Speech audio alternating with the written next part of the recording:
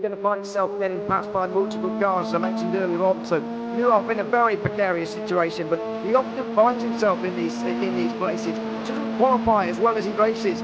Only Up front, they are getting with Lee Aberdeen and Luca Varani not very far apart at all here. But I just want to see how Alistair Haight deals with Marcello Kessler coming around the old hairpin.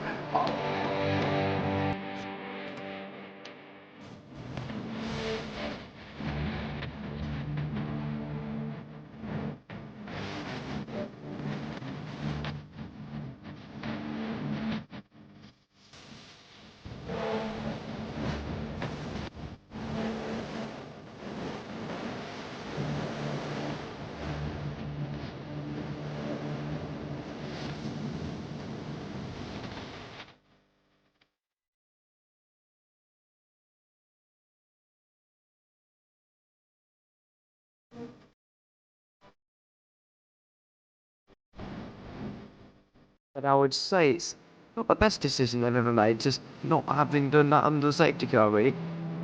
Yeah, they're taking their pit stop strategies from Ferrari lately, isn't it? What's going on? In turn one, just too much gas on, too much feet on the loud pedal, and unfortunately he's dropped him all the way down the order. But Philip Hammer is out in front by an 8.91 seconds.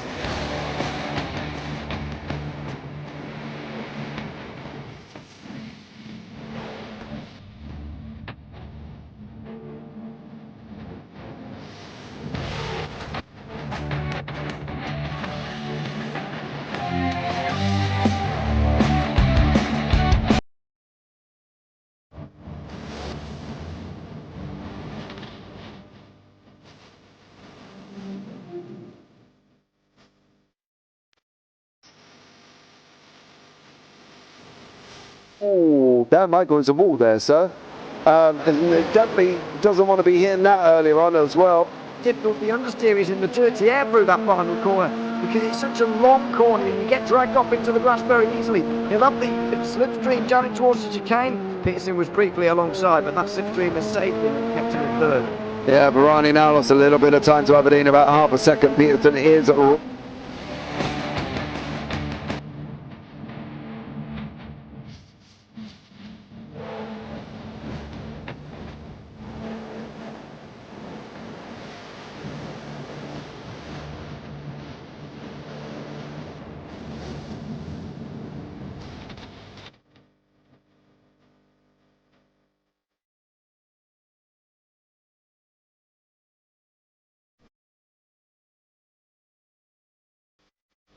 Pike's pushed more and forward up ahead. He's got out of line. Is now Pike going to have a go? Werrell, don't push him off. He's in the championship fight. Jack Werrell chasing down Carl Jacklin. Burma down Rob Williams and Chris Barnes. Sensational run outside line now though for the heavy braking zone. Around the outside goes the Audi R8. Look how much Miller's caught back into play. Exactly. Miller's still such trouble. He's left on second and change. All of a sudden Miller's back in play.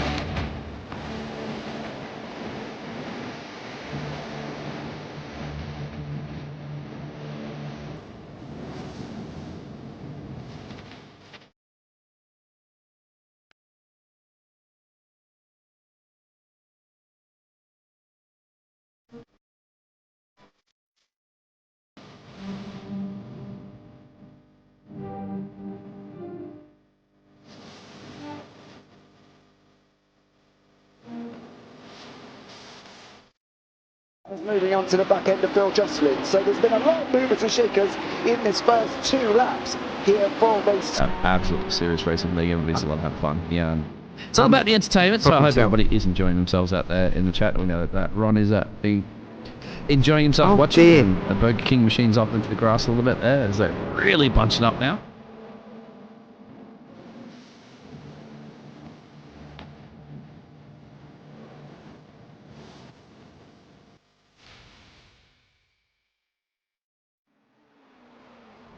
Good afternoon, ladies and gentlemen, and welcome back to the OGRL Coffee Cup on GT3 round 5, and we are at my favourite all-time circuit. Yes, we have jettisoned ourselves off to Brazil to go to Interlagos. This circuit is absolutely amazing. Doesn't matter what car you are, the racing is always epic here, and I think this is one of the things that we can get to look forward to. Now, a little bit of history about Interlagos, okay? Back in 1989, before they changed onto this current layout, the circuit was actually doubled in length. It was 4.893 miles, where today it is 2.678. I do have another little tidbit about Interlagos as well, but we will have a look.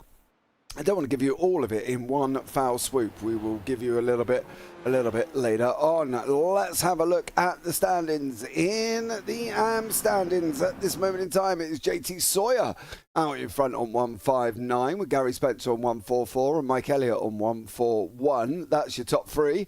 Ben Groves on 127, tied with Daniel Marie on 127, and you've got Heath Ollinger, James Hillerick, Jose Valentin, Joey Means, Robert Hadley, Scott Carlson, Claire Comfort, Marcus Fazino, Jim Cunningham, Colby Peterson, Jason Hall, Mike Brady is the last of the scorer in the AMs. In the Pro-AMs, it is Quinton Price out in front on 183 with Bradley Tidwell on 182. Then you get Punel Hanlett, Michael Chaplin, Brian Hoskins, Mark Bolton, William Bainey, Kenny Bourgeois, Buzzy Musgrove, Stuart Gibbons, Barry Acker, Justin Koch, Jonathan Williams, Nicholas Marshall, Eric Gainsell, Simon Belts, Anthony Hutchinson, Tyson Green, Chase Allgray, well, that's actually George Parfitt, and then Dave Svorak are the last of the scorers in the Pro-Ams. In the Pros, it's Sean Riley out in front by 2 points over Joshua Herring, with Bradley Lovins in third, then Michael Dione in fourth. Rick Modric in fifth, with Cole Modric in sixth, David Van Roy in seventh after missing the last round, Alan Pearls at eighth, Jeremy Cheney, Brian Dukowski, Bill Backer, Kenneth Clodin, Brian Merriam, Caleb Pocock, Philip De La Cruz, Mitchell Bowen, and then Dean Murray Carroll is towards the back end, with Carlos Ruiz Padilla, the last of the point scorers. But it's Interlagos. Let's bring in him, my co-commentator for this evening, or this afternoon, is Mr. Tom Cairns. Tom, welcome into the booth, buddy. How are you? Hello, James. Hello to everyone. Yes, we are at the gorgeous historical setting of Interlagos, named after the 1975 Brazilian Grand Prix winner, Jose Carlos Pache. And, you know, there's something about this place that really brings the fans together. The Brazilians love their motor racing here, whether it be Formula One or whether it be stock car racing. They have their own stock car series, which they do have races at. Or even when they're watching all around the world, I'm sure there's a lot of Brazilians that travel around the world to see their favourite drivers competing. And as far as this venue is concerned, there's something about this place. And it used to be a season opener many years back, or in the early phase of the season. Now it's towards the end of the campaign. Championships have been decided here in the past. And, of course, none of the championships will be decided here today. But I'm sure every driver will be wanting to take a giant step closer to sealing their class series. Yeah, absolutely. I think this is, you know, unbelievable. You know, it's a circuit that just themes history. It is steeped in Ayrton Senna history. And that is the thing. Ayrton Senna, the godfather of motor racing in Brazil. Everything that you talk about Interlagos, you say to somebody, give me something about Interlagos, they will instantly say Ayrton Senna, and it being in Brazil. It is an absolutely awesome circuit.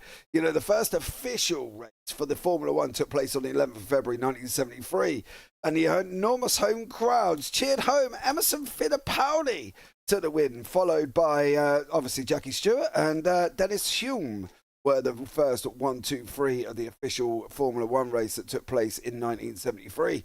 It's we've just got into qualifying, guys, as well. We've got 15 minutes to go of qualifying, but it was double the length up until 1989. It was a lot longer circuit.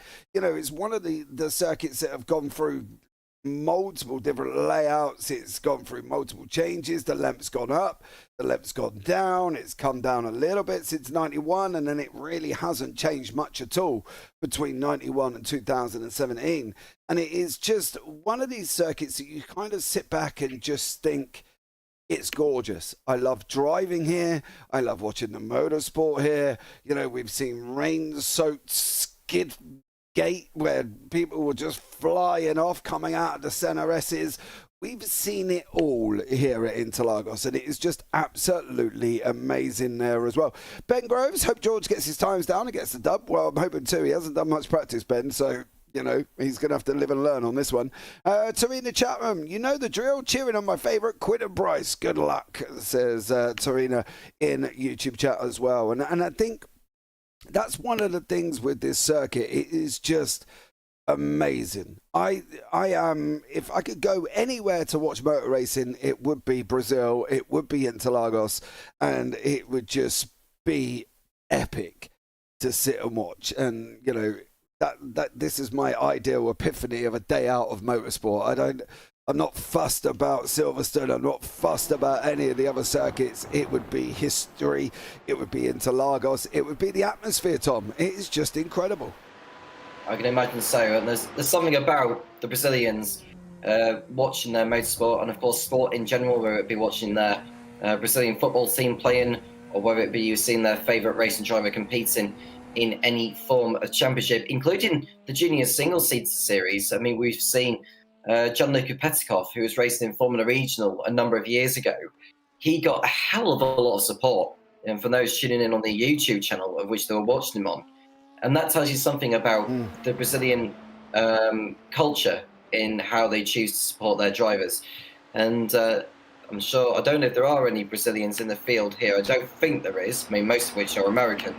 But either way, they've got a good race on their hands later on, a 55-minute race with a mandatory pit stop included. And yeah, I think we're going to see more racing here than we did in Zandvoort last week. Yeah, I do agree with you as well. And it's just one of these circuits that can lend itself coming out of that final corner down through Juncal. It is just full beans after that in any machine that you can drive this circuit in. And I think this is exactly where we are with Chini now. We're going up through Juncal, coming into Subida de Boxes, which is the first left-hander. Now, a little bit of history about this corner. This is actually a three-part corner.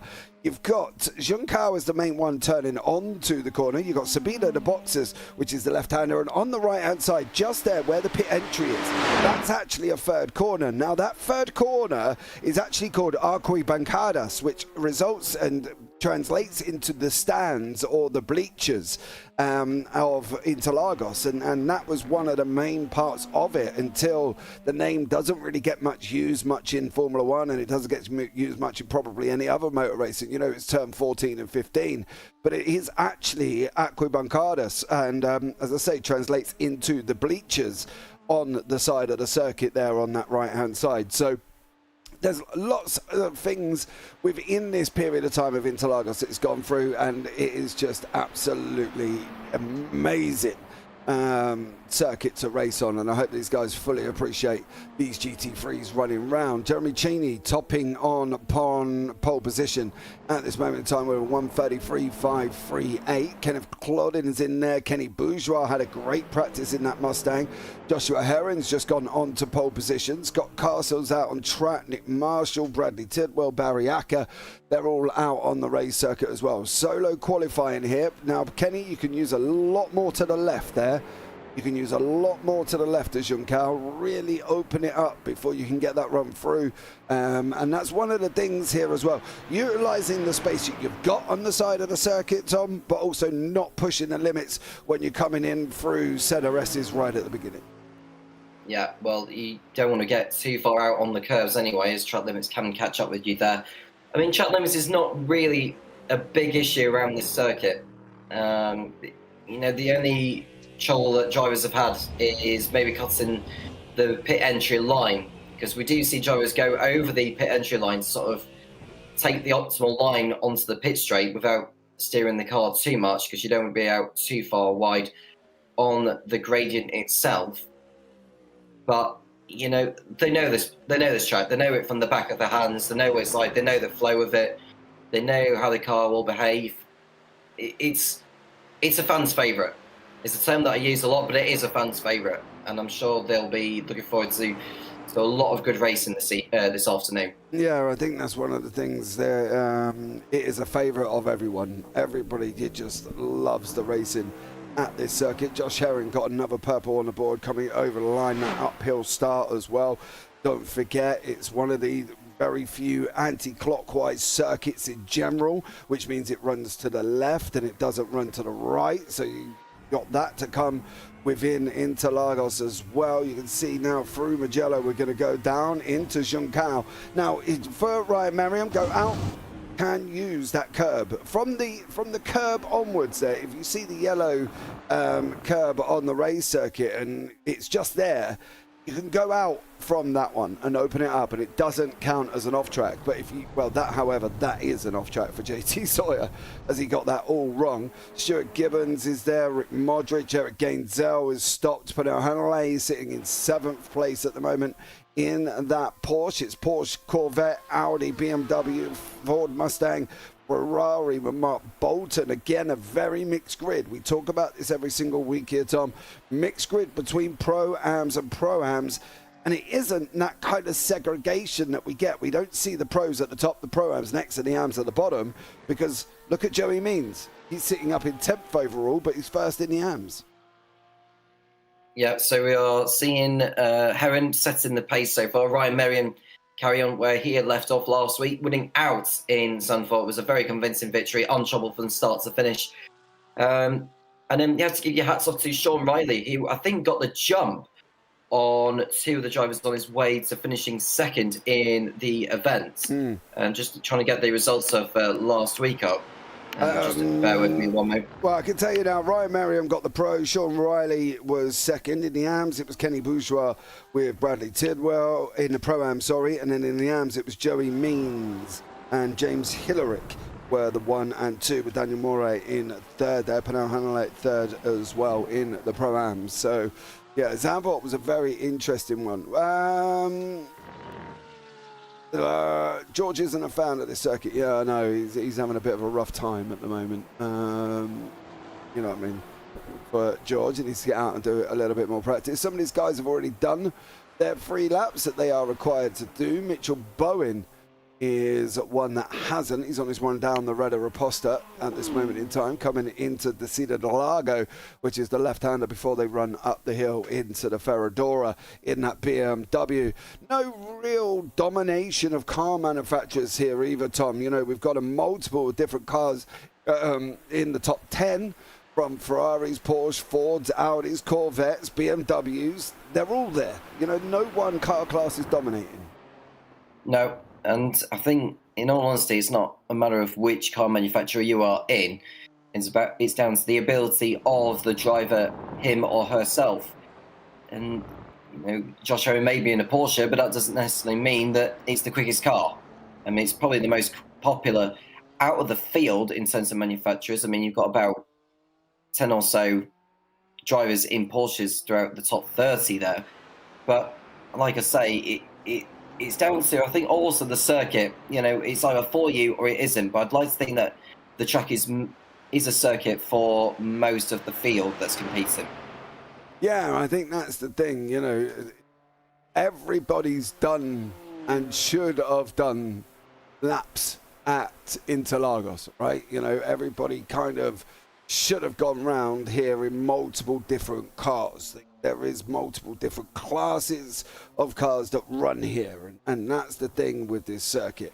You can put open wheelers here, you can put GT3s here, you can put Formula Vs here, you can put Formula Fords here, and every single one would have a good race. The W13s, obviously in Formula 1, has a great race at this circuit. This is probably one of the few circuits that you could safely say is suited to all cars. There isn't a specific car class that you would sit back and go, oh, actually, I think that would be better at Interlagos. No, Interlagos just goes with every single car class and every single car make and manufacturer there is. Absolutely so. Well, let's have a look at the timings then, because Josh Herring's posted a 1:32.7, which is around about half a second quicker than what Ryan Merriam has posted. Brad Lovins has gone over the line, I'd say 5th place in the Porsche, fourth in class at the moment. So just just for your information, the pros are in yellow on the timing pages, the pro-ams are in red, and the ams are in blue. We're looking at Bradley Lovins at the moment, and if you're casing one, why is it dark blue? Well, that's because we're focusing on that driver, Bradley Lovins, in the pro class, for your information. Yeah, absolutely. Bradley, who comes into the session traditionally late, as he normally does do, is now going to be, well, doing what he does best. Sitting there doing a late qualifying time. I can't answer why Brad does this, but he does it every single week. He's one of the last ones over the line. In fact, he will be the last one out of this 38-car grid to basically set a lap time in quali. So we'll keep an eye and see how these guys do, as he's going to go over the line to complete lap 2. He will have one more go after this to try and put this car up at the top end of the grid. As you can see, he uses a lot more to the left there on the entrance into Juncal time. He opens it up by using that little cobblestone on the left right hand side.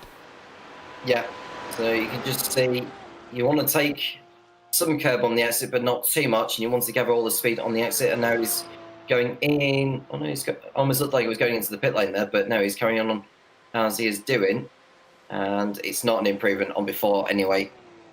5th or 6th on the grid it'll be for him, but he'll take that any day of the week, given how much we are looking forward to, or how much there's going to be in the coming race here this afternoon. We've got one round to go off this one in Misano. It's a 90-minute event as opposed to a 55-minute one, given it is the season finale, and I'm sure the drivers will be thinking very carefully about that one. 90 minutes. Are we going to have one, or are we going to have 2 pit stops? That's going to be the question. Oh, Brad. He got it all wrong, did Brad? I think yeah, that was not a good idea. I got a funny feeling that may have been Porsche doing Porsche things for Mr. Bradley Lovin there. And unfortunately, he has gone round. So, yeah, that's going to be Brad's 3rd lap over and done with. We've got 2 minutes on the clock. One of the things I think we're talking about with that 90 minutes in Misano is there's only going to be, they've got 100% fuel. Now, 100% for these cars generally can last, well, 45 to 50 minutes, maybe even touching the hour. So with 90 minutes, they're going to have to make a pit stop. They're going to have to refuel, and we're going to see some interesting strategies, I think. Yeah, and I would expect to see quite a number of them as well. There's no safety cars as far as I'm concerned with this championship. No, there isn't. So the driver's going to have to really decide for themselves what is going to be the best strategy. On a short track like this, 4.2 kilometers long, 38 cars in the field, it could get quite messy, especially when you're going through lapped cars that are not in the same class as you are. Yeah, I think it's going to be exciting anyway, because we're going to have some pro-ams and pros mixing it down from 23rd. Rick Modric, Kenneth Clodin are going to be in with the pro-ams of Anthony Hutchinson, Nick Marshall, Brian Hoskins, Michael Champlin, Buzzy Mungrove, George Parfitt. Then we've got the AMs all mixing it in that as well. So there's going to be a massive amount of patience that these guys are going to have to learn, because otherwise the pro-ams and the pros, who may be quicker, if they can't make it through, they're going to cause themselves some dramas. Absolutely so. And we've just got the timing running down, actually. In case you're wondering, why is the no one on circuit? Well, it's because each and every one of them, providing they've gone out, has done all their laps. So we're just sort of sitting here chatting, waiting for the session to end before we do bring up a grid for you. And I'm sure you'll see who is the fastest with his 1 minute 32.7, Josh Herring. One of the contenders for the championship as well. I wonder what he'll be thinking going into this. He'll be thinking of escaping, I think, as best as he possibly can there. George doesn't look like he set a lap. Nope, he did not. Joey Means, have a good day in the booth, boys. We will try, Joey. Thank you so much for that one. But let's bring you up the grid for the... Oh, we can't... Oh, the warm-up catches me out every blinking single week. We've got 5 minutes warm-up now. So these guys will go out for 5 minutes, and then we'll be able to bring you up the grid for the race itself. Where do we think, if I said to you, Tom, pick a place on this circuit where most of the overtakes are going to come from, where are you looking at? You're probably looking at the Center S because of the timing it takes going from Yunsao to the Center S essentially, and given the nature of these cars, you're going to see a lot of slipstreaming, and I would expect the draw to be more effective here than we saw in Sunfort 7 days ago. But how effective? My worry is the larger the car, the less effective the draft has. You know, we've seen people down, for instance, down Nords, down the Dottinger Hoe, and they've got to be within 2.5 tenths, 3 tenths. You stick them in a Radical SR8 and you could be at 1.2 seconds back and still catch the draft to overtake them by the end of the straight. My fear is in these GT3s, unless they are literally nose to tail through that Center S and that 1 tenth, 2 tenth gap, they're not going to get that draft. Even coming out of Junção, they're not going to get the draft up the hill unless they are literally tucked up right behind him. And that's my fear, that they're going to need to be a lot closer than what we think here. Quite so. I mean, if it's not that particular section that's going to see the overtaking done, maybe Descida de Largo could be the next destination. But we'll see how the drivers go about their business, really, because some are out of position. There's a lot. Some are going to have to make their way. Yeah, some are going to have to make their way through cars that are not in the same class as they are. Yep. And that can take time. So they want to make sure they get through on those sooner rather than later. Jonathan Williams ended up fastest in the qualifying session out of all those in the Pro-Am series, so hats off to him for that. But Kenny Borgio was the winner in last week's Pro-Am class at Nissan 4, so he's able to build on that as well. And of course, Jerry Mains, who's just wishing us the best of luck in the booth. Thank you very much, Jerry, for that. He was the winner in the AM class, I believe, as far as I can remember too. So it's good to see that the drivers are focusing their attention on just getting as much mileage as possible before this race gets underway. And yeah, do not go anywhere, folks. You are going to be in for a treat. Yeah, I think that's one of the things they're going to be looking out for there, and I think it's going to be interesting to see how some of these guys go and how they get on, and whether or not they're going to be able to make it work for them. The drivers coming through the back is going to be an interesting sight, and we'll try and keep an eye on them and see how they're going. And I think there's going to be a lot here that's going to happen with these 38 cars, right? You're sticking 38 cars on the circuit, so there is going to be a lot happening here.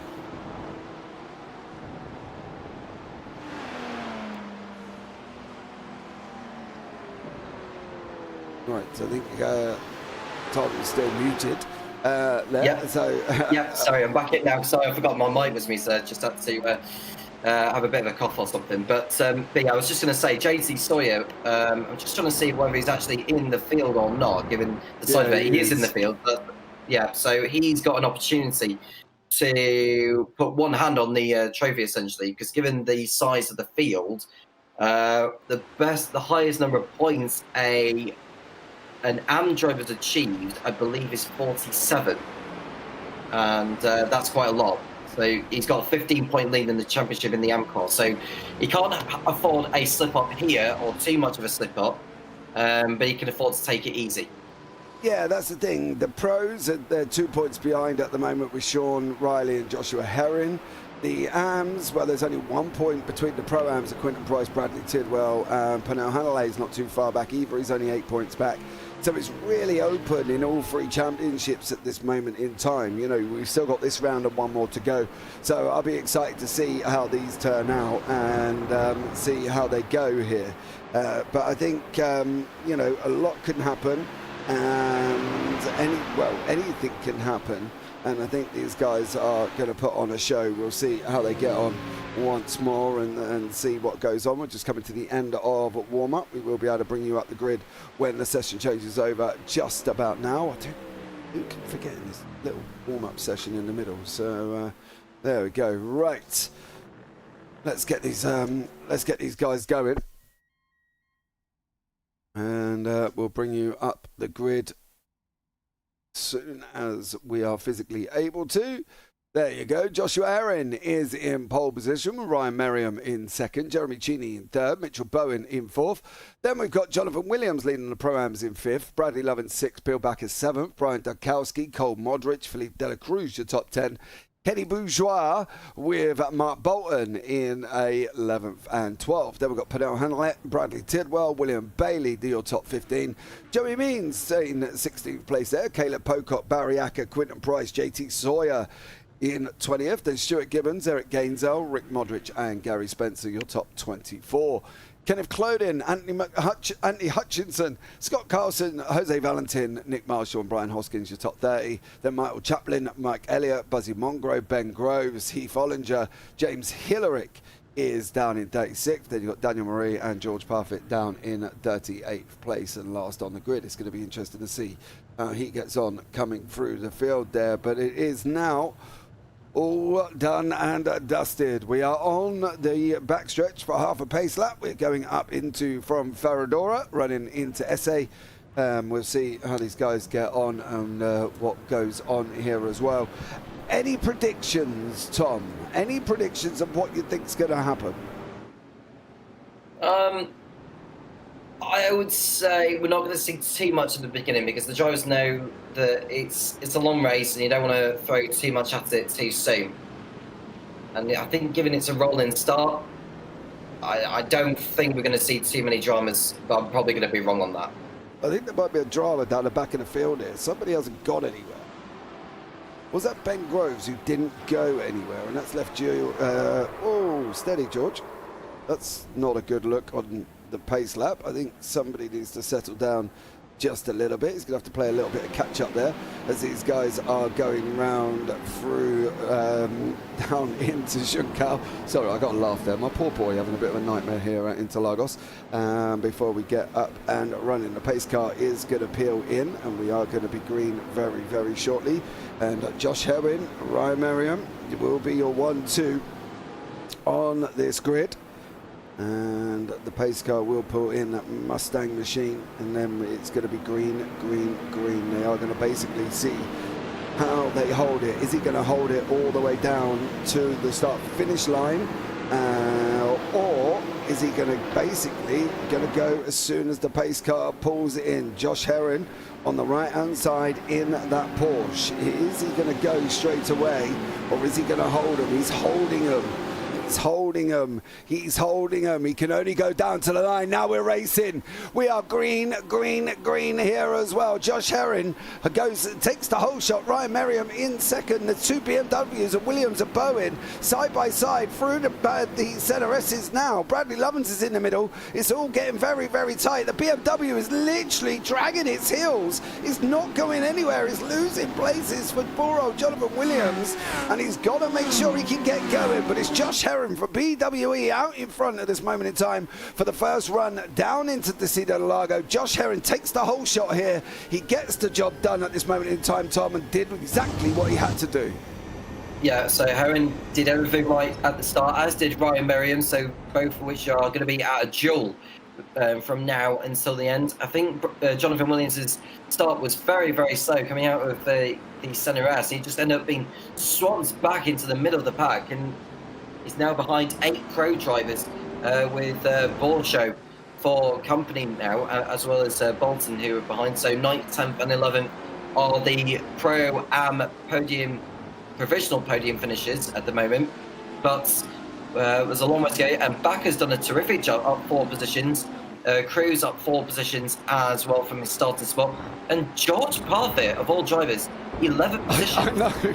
I'm astounded. I might have to go and look at how he did all that because there was whatever he was doing, he did it right, and he ended up literally flying up. And well, he's up 13 places now, is George. So Jose Valentin's been off. Eric Gainsell's been off the side of the circuit once more.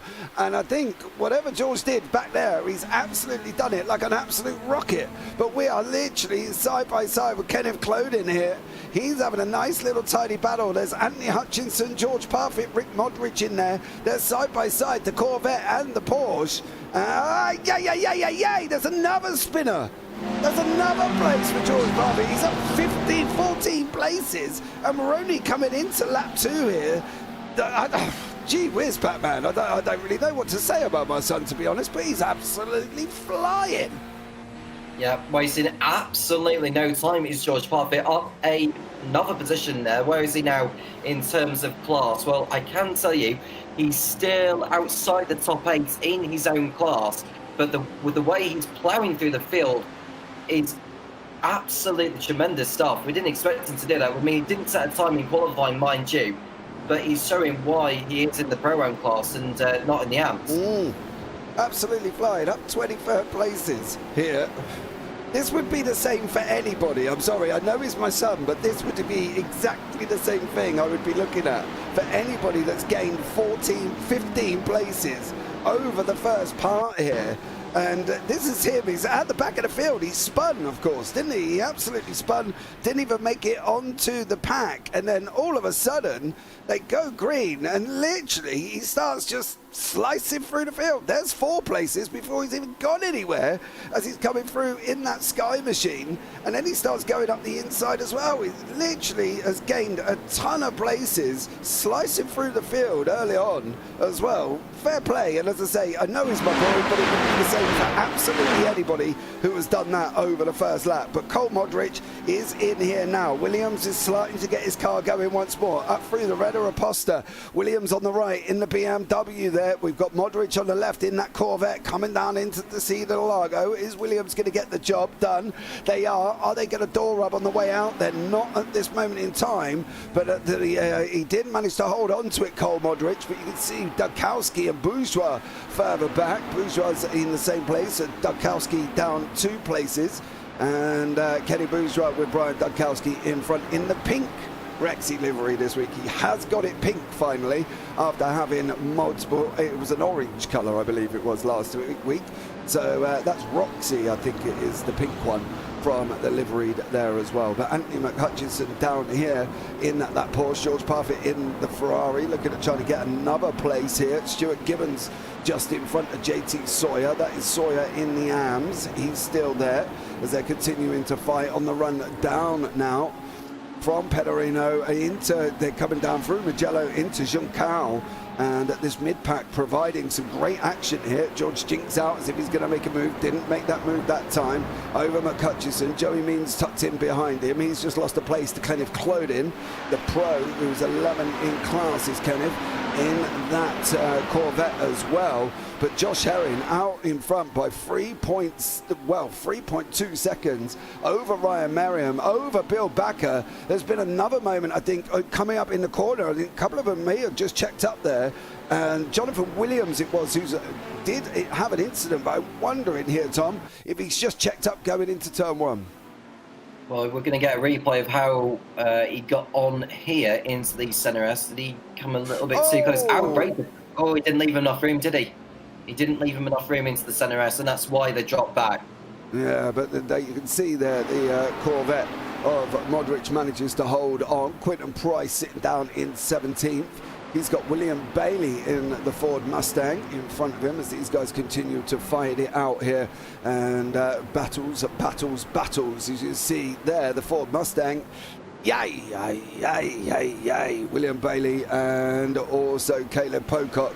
There's been an incident for George. He's facing the wrong way. Oh, he's in the pit lane. How did you end up here? Oh, he's... Whoa. Oh, that's a big hit. Look like a disconnect there. Does his steering wheel just chink to the right there, or lock to the left there? Whoa. No, ooh, I don't know. I think he's had some form of steering issue or something like that. Yeah, he just completely lost that car. And after all that hard work, up 15 places, he's now in pit road. Horrible up there for George. It was looking very, very good for him until, well, I'll leave that for you to find out how he's managed to do that, because that looks rather peculiar. Yeah, well, and I'll find out and see what I can find. Bill Backer running side by side with Ryan Merriam, Mitchell Bowen, Bradley Lovins and Philippe Dela Cruz there. have gone off. They're sitting Merriam in second, Backer third, Bowen fourth, Lovins in fifth, and Philippe de la Cruz is in sixth place in that Audi. They're all getting very, very grouped together. De la Cruz again, gonna need to be careful. It's gonna get him very, very tight there. Merriam in the Audi in front, Backer in the Corvette, Bowen in the BM, Lovins in the Porsche, and De La Cruz in the Audi. This is a battle for second place currently as Joshua Heron is gone. Yeah, Heron absolutely shooting off into the distance, and allowing Merriam, Backer and Bowen fighting amongst themselves. Lovins in this fight also. Yeah, it's all falling into place for Josh Heron so far as they approach the end of lap number 5. And looking at the Pro-Ams at the moment, Borjo, Bolton and Williams are in the podium places. And in AMS, it is GT Sawyer, Anthony Hutchison and Marshall. Sorry, not Marshall. I'm looking at the wrong names, actually. Sawyer, Mains and Carlson are in the podium places. Thank you very much for clearing that up, James, by putting them into the classing timing pages. But there you go. That's what it stands in each of the classes as we speak. Yeah. That is the situation. Bourgeois, Mark Bolton in the Pro-Am. Sawyer 2 seconds from Means. Means look quick, mind you. Elliott and Hillary look like they're having a nice little bit of a ding-dong further down here. Well, gee whiz, they are as well. You can see James Hillary there, Daniel Murray. Oh! Mike Elliott, Dan Murray have unfortunately come together. Oh, big old dive from that Corvette. That was definitely going to be a struggle. They gave no room. Oh. Yeah, and damage on the car that just ran into what's his name that actually continued. Yeah, I believe that Mike Elliott, wasn't it, on that one? I believe that has continued on, but yeah, got all looked very, very tight, and some of these guys didn't quite give the room that they should have done. But yeah, tough for some of these. Michael Chaplin looks like he's just had a moment as well, unfortunately. He's on the grass, so he clearly has. Is that Porsche doing Porsche things, or is that Chaplin just getting it all a little bit wrong here? Coming in to the right-hander, that's going to snap the other way. And then he's just going to slide and slide and slide. That is the definition of a Porsche doing Porsche things. But Bourgeois is having a right little old ding-dong here with Mark Bolton coming into the Centre S's. Yep, so Bolton coming into the Centre S just behind Borjo in the battle for the Pro-Am win. And looking at where we are in the championship for Pro-Am, if I get the table on at my end. Well, Quinton Price is the leader in the championship, and looking at where Price is, where is he in class at the moment? He is 7th in class, and Tidwell, who's the next behind him in the standings, is only ahead of him on circuit by a couple of positions. And as it stands, I think Tidwell will move in front of Price going into Misano next week. Yeah, it's going to be very tight in the championships there. Very, very tight indeed. So we'll keep an eye and see and check the scores coming into this one. You can see the overalls on the left-hand side. Heron out in front by 4.68 seconds. Well, 4.7 now, as the guys behind, which includes Ryan Merriam, Bill Backer, Mitchell Bowen, Bradley Lovins, Philippe de la Cruz, and Jeremy Cheney, all joining on, giving this next car's battle here. I think this is the interesting thing. Do they battle, or do they try and... Can they catch Josh Heron? I suppose that's where I'm going with this. Well, I think the only way they're going to catch him is by having a better race strategy than what he's doing. I mean, I don't know whether they're on heavy fuel loads compared to what Heron is on, or whether they are on the same fuel loads, but just managing their tyres at this stage. Yeah, I am wondering. They generally under 60 minutes you wouldn't change tyres, but some I know will change tyres over after 45 minutes. So it's going to be very hit and miss on what's going to happen here. Barry Acker's just had a moment. He's facing the wrong way in the centre S's in that Porsche there. Anthony Hutchinson, JT Sawyer, Joey Means this is the lead for the AMs, don't forget, in this battle with Anthony Hutchinson, who's just gone past JT Sawyer. Now this is where it's going to get interesting, because Joey Means now is all about chasing JT down. It's these two in the championship.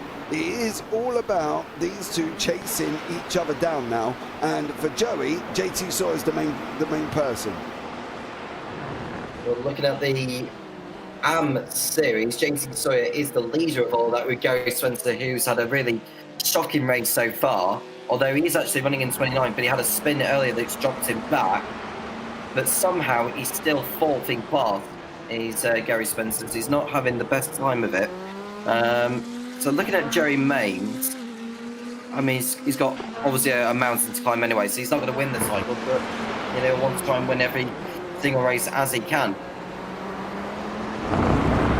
Yeah, Means and Sawyer need to, you know, from Means' point of view, sitting in this championship at the moment, Jerry Means is, where is he, 1, 2, 3, 4, 5, 6, 7, 8, 10th at the moment on 95 points. I wouldn't say it's impossible, but he's only taken part in 2 races. JT Sawyer's been here for every single one, so is Gary Spencer, so is Mike Elliott. You know, that's why Spencer is sitting in... gee whiz. That's looking back from JT Sawyer to Joey Means' car. You see how close they got then. It was very, very close. Kenny Bourgeois and Dudkowski. Dudkowski's trying to go up the inside. They don't want to make contact. Dudkowski's, I thought, should have had the inside then. Into coming through into SA and then down through Pinorino. I thought Dudkowski should have had that. Yeah, well, he's got another go at it in the near future. So there's Borshow and Dudkowski, who needs to get through on him rather soon, because he doesn't want to be held up behind a driver that's in a different class to where he is. But he's too far back. He's dropped back from me. He's had a very poor exit coming out of Beaker de Passo. And Borshow can just live to fight another day. Yeah. Kenny Bourgeois can try and hold on a little bit longer. Dudkowski's further back. Ryan Merriam still under pressure. They've slowly dropped. Bradley Lovings has dropped off Jeremy Cheney. Lovings is just in contact.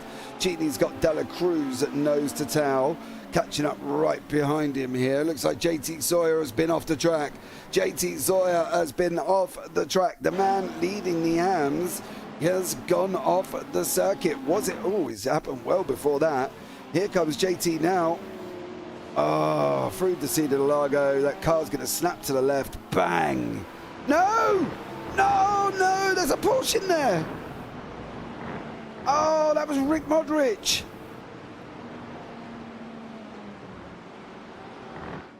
Oh, and then Jose Valentin does this as well. Oh, Rick Modric, JT Sawyer having to come in together there, Tom.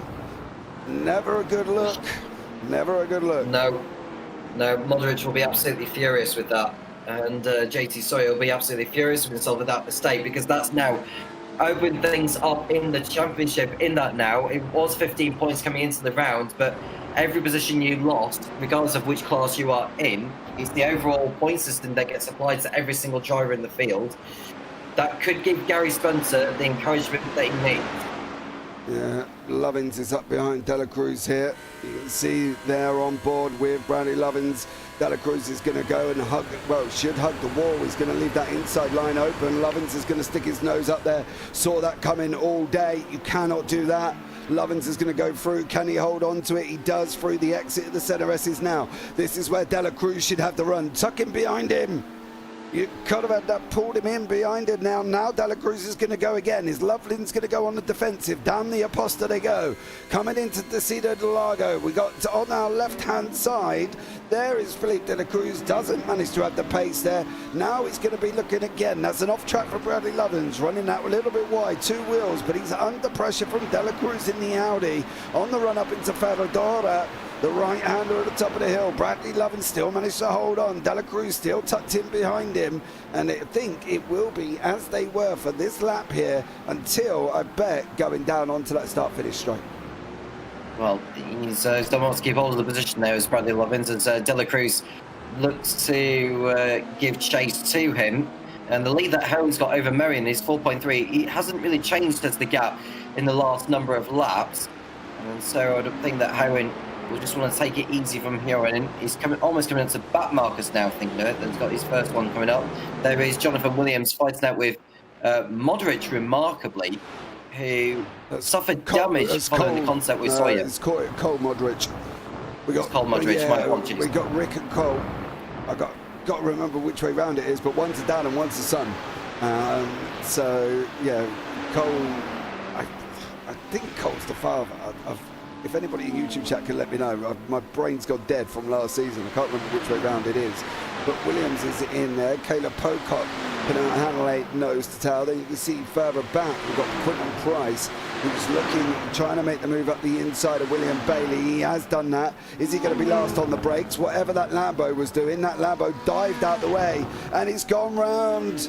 Oh, William Bailey in the Ford Mustang has gone round. Quinton Price makes up 2 places. Bradley Tidwell literally moved out the way for Quinton there and parted the waves for him. Yeah, I don't know what to say on that, in all honesty. But it's a spin there for Bailey, who's dropped well down the field. And seen Pocock almost like disconnect him every time you look at him. But he's still in the race for your information, running in 14th position. And going back to the pro lead, Heron just maintaining his advantage. But Backer and Bowen are in a fight of their own now at the moment. Bowen within half a second of the Corvette. Yeah, he's up there in the BMW. Rick is the father. I'm going to write that down. Rick is dad. Cole is son. I couldn't remember which way around it went. So there we go. Thank you very much. Down and out in NC for that one, as I've scribbled that down on a piece of paper. Bowen chasing down Backer now. Down at the start of the straight they go. Coming into the first Cenares, the left-hander. Looking for the dip on the inside. There is a dip. Now we're going to go around there outside. Backer's got a nice little tidy run. There's a Porsche coming out the pits there. I wonder, is it a Porsche there? It is a Porsche. It is on the way out of pit road. Let's see on that 20. It's Valentin. Yeah, I think is it Valentin? Yeah, Jose Valentin coming out the pit road there as well, trying to stay out the way as best as he possibly can. Unfortunately, sometimes when you're trying to stay out the way like that, puts you in the way. So, unfortunately for Jose, he's stuck between a rock and a hard place there, that young man. But Lovins has opened up 8 tenths over Dela Cruz. Kenny Bourgeois still has got Dudkowski chasing him with Mark Bolton. That's the battle for the Pro-Am lead. Then we've got, this is the thing, we go all the way from here, and then we go down here with Nick Marshall in the Corvette, chasing down Eric Gainzel in the Audi. This is for 11th and 12th in class. This is 23rd and 22nd overall, but they're having a nice little ding-dong as well. It seems like there's battles all the way through this circuit. Modric, Cole Modric, that is, the son of the Modric family, holding P11 ahead of Williamson and Hanel. They are in separate classes to each other anyway, so Cole Modric will be going after Mark Bolton in the near future. And I wonder how the other Modric is getting on, because obviously he suffered damage as a result of it. He's running in 34th position overall is Rick in the Porsche. And he's still going quite remarkably, but that damage won't have helped him at all. Gainzel and Hoskins were side by side there. Nick Marshall is going to be looking at rubbing his hands together if anything happens. The Audi of Gainzel managing to hold on. Hoskins is there. Marshall's tucked in behind him. This is a battle, a 10th and 11th and 12th in class in the Pro-Ams here. I would jump on Pocock, but I'm definitely scared that the fact that he keeps disconnecting and reconnecting. He's in the background. There he is. You can see jumping out. We don't know where he is, so I won't select him, because at the end of the day, well, I don't even think Pano Hanley even knows where he is as well here. I think we need to give, oh, he's further up the road from that, but I think Hanley may have dropped off a little bit there to kind of make sure that Pocock, well, we kind of knew where Pocock was. Yeah, and perhaps he did know where he was, but I think connections got in the way there. And yeah, it just keeps seeming like he's dropping down the field, but he's actually not. But we've still got a battle going on between Dukowski and Bolton now for P9. We're about to do battle in a moment, those two. Remarkably, Bolton's in a different class to Dukowski, and they're going into combat exiting Youngstown. Yeah, through Juncker, they go up through Sabina the boxes. Now we're going to have the left-hander as well, Arquibancadas through that left-hander. The bleachers on the left-hand side. Bolton, Dukowski. Here we go, down into the centre S's now. Hard on the brakes they go, looking for the braking point on the right-hand side. Dukowski's going to hold on, but for how long? Because Bolton's going to come up behind him here, and you're going to find him closing in very, very quickly. Is he going to be able to catch the draft? That's going to be the question. How far away is he? 2 tenths. I said he's got to be within 2 tenths.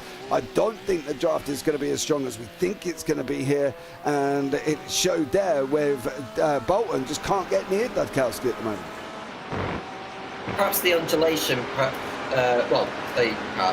the undulation seems to make it more difficult to get into the slipstream onto the pit straight involving these cars. So I wonder if Bolton may just want to just get tucked up behind him coming out of Youngstown, as opposed to just relying on being a little bit further away and getting into the slipstream that way. Bolton's just slid. Bolton has just slid, and unfortunately that's dropped him back a little bit here. Mark Bolton has unfortunately just slid coming out up through the Ferradura and through Pinorino. And that's dropped him back a little bit. That's not going to be a battle that's going to be happening this time around. Jonathan Williams, Caleb Pocock in there, Quinton Price, Pinar Hanley. Then further down, Joey Means with Anthony Hutchinson still behind. Joey, of course, now leading that battle. And Scott Carson looks like he's had a moment. Joey there has got basically about 10 seconds over Gary Spencer. So we're going to have to see how he can get on here, whether or not it's going to be Joey battling with the Pro-Am or Joey sitting behind the Pro-Am. Well, Joey's in prime position to win another AM race, and with Gary Spencer in second place and JT Sawyer, who's no longer running in this one, that is going to open things up in the championship going into Misano next week. Yeah, it will do. And I think it's going to be interesting in all the championships because Sean Riley's not here. So Heron's going to take a lead over Sean. Lovins might get Sean as well. So it's possible that Mr. Riley might be down in 4th or 5th. In the Pro-Ams, we've got Quinton Price leading, but currently at this moment in time, Quinton is sitting 5th overall. Bradley Tidwell, who's 2nd, is behind Quinton here. And then Pinar Hanley, who is in front of both of them up the road. So this is always going to swap about. We need to get a hold of Caleb Pocock here and ask him to move aside or go into the pits or do something, because at the moment none of these guys are really sure where to go on the racetrack, and Pinar is definitely struggling from it, and he just don't know where to go. You can't attack a man you can't see. Yeah, and one of the few complaints after the race, I mean there shouldn't be, but you see Pocock. Why shouldn't there be? They literally at this moment in time, and a admin or race control or somebody needs to say to him, dude, either sort you out or off you go. The handler can't go forward. You know, you're going to sit there and think, even if he loses his place to Quinton Price, which is what is expected, how far is Quinton going to go with a car he can't see? That's like me trying to fight the invisible man who happened to be Mike Tyson. You know what I mean? It's going to knock me all over the place because you can't see him. So I'm a little bit worried that these guys really need to sort of get on the radio and say, Caleb, sort it out, or off you go, son, because at the moment, Caleb sitting in 10th in pros is causing a mass issue, especially if Quinton wants to move his way forward as well. Well, it'll be interesting to know whether if that is actually obstructing Hanel, or whether it could just be a connection thing, you know, between us and Pocock himself. And it'd be good to know from the driver's perspective whether they're having the same issues as what we're seeing in the booth. Well, generally we're seeing exactly what Pernell Hanlett's seeing. So we can see he's not here, not here, not here. There he is. Nope, he's gone again. There he is, and he's gone again. So I wouldn't be surprised if Hanlett's actually seeing the same thing here. I'd be very surprised if he wasn't. We'll see what happens on that one. Mitchell Bowen has got Jeremy Cheney closing in at an absolute rapid rate of knots. Up over their brow they go, coming into the center S's now. Bowen gets it hooked up on that inside. Cheney takes a little bit of a wider line, but still manages to hit the apex. And unfortunately, though, that exit did not good coming through the center S's, and Mitchell Bowen might hang on for one more lap here. So Bolton into the pits then. Mark Bolton, who's just coming in from second place he was, so it won't be too long before he heads back out of the pits. He wants to be out in some clean air, but where is the clean air? There's everywhere you look on the track map, there's always a car coming. Yeah. So he's got to really time this to perfection if he wants to win the Pro-Am class today in his battle with Borchot, who's the leader. We're looking at Borchot now, who is running a very strong race again, but will it remain that way come the end? He's not having to negotiate any back markers as far as we know, although there's a car parked to the side there, or staying out of the way. And, he's just maintaining his position for the time being.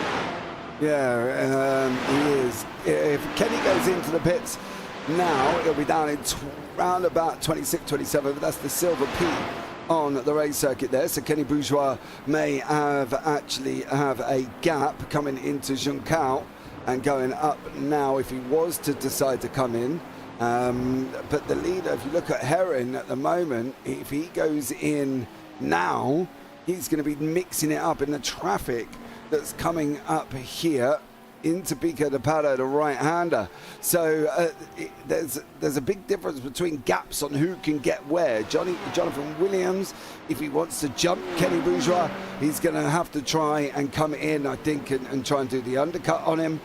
Kenny there, again, further up through the order. So there's possibilities that people might be able to jump people, but they've got to make sure they get it right. And Pernell Hanley at this moment in time has defended from Quinton Price. I was going to say that he lost it, then he got it back, then he lost it, got it back again. Caleb Pocock is still in front of them.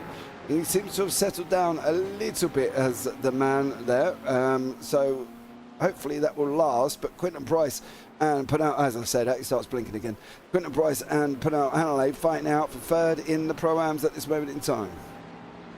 Well, it's Hanley and Price fighting over positions, and it won't be too long before we see them going into pit row, which could be a little bit of a saver for them, just in case something does happen to Pocock ahead. But they'll want to try and get the jump on him now, so that they remove that particular issue for themselves. Carlson's in the pits in the Corvette. He's in the AM class as far as we know.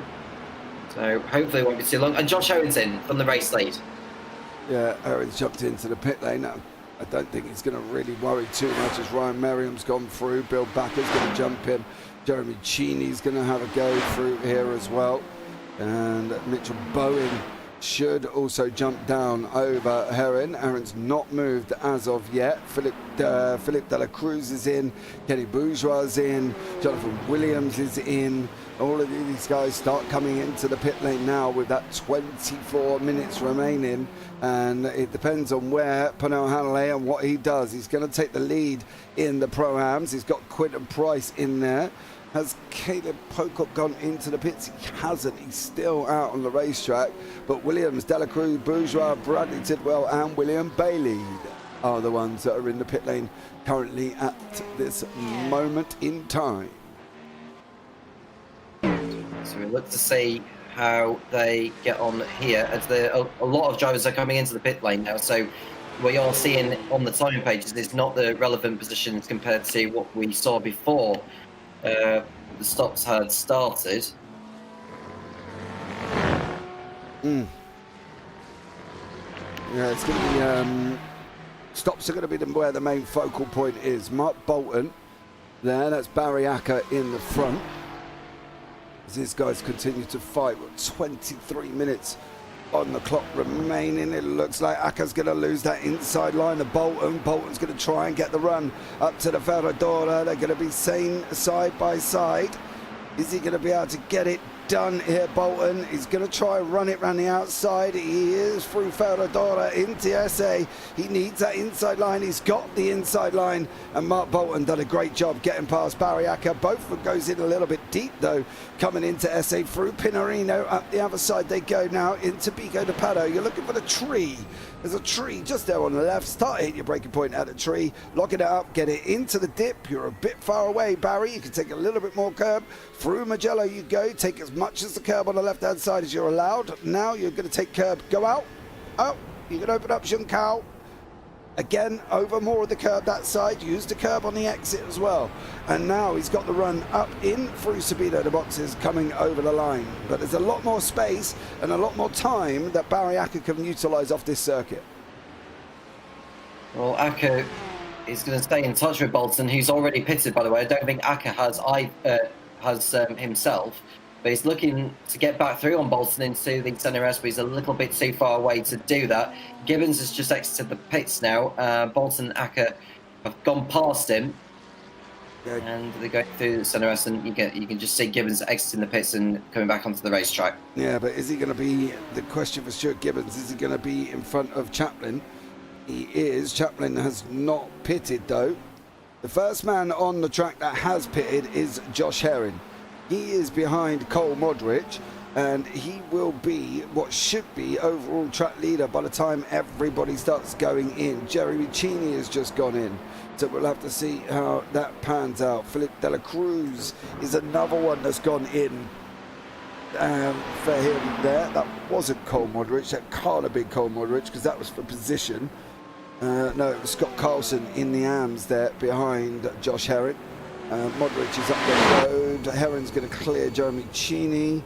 Where is Philip De La Cruz? Is he going to be able to get Jeremy Cheney as well? Panel Hanley's also in the pit lane. Cheney's coming out the other side. I don't think De La Cruz is going to get him. He's too far back, and I believe Cheney's going to hang on to that position where he is in 8th. So at the moment, technically, Josh Herring, Jeremy Cheney and Philippe De La Cruz could possibly be the top 3 in the pros.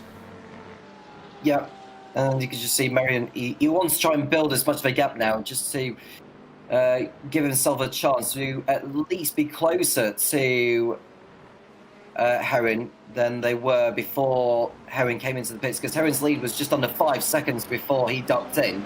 And now this is Marion's chance to just try and bridge the gap all he can, but he's got back markers he has to negotiate coming in through the other side. Look at that. Yeah, back markers side by side. Can't argue with that one. There is a Porsche in there. Where are you going to go, son? Ryan Merriam does it. He's got it. Well, yeah, he had to. He had to go in to get out. And he had a slow entrance as well due to the fact... Oh, he's nudged him. Oh. He's just nudged the cars. Yeah, he's just nudged him as he came into the box there. So that might get looked at after. Sorry to interrupt you there, James, but he just nudged into the back there. I couldn't quite tell who that was that he just nudged into. Was that Olinger or Groves or who it was? I think it was one of the AM drivers that he ran into. Who did he hit? It was the green livery car, James. It's the Rexy livery, wasn't it? It's not Chaplin. So who did Ryan Merriam nudge? It's that green livery car. It's the green livery car he hits. Oh, the 073. That is Heath Ollinger. But was the question is was there contact going in here?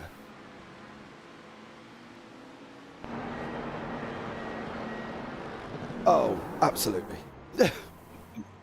Yes, sir, there was. Ryan Merriam may need to have a look at that one after the race. But Bill Backer out in front leading. But look at the queue of cars. This would be a pit lane for me. This would be getting into the pit box and getting out of the way of all of that gaggle of cars that you got in front of you. Yeah, if I was him, I'd just take the decision. It shouldn't be it should be a no-brainer for Backer to go through and going for his stop now. And I think he's committed himself to doing that.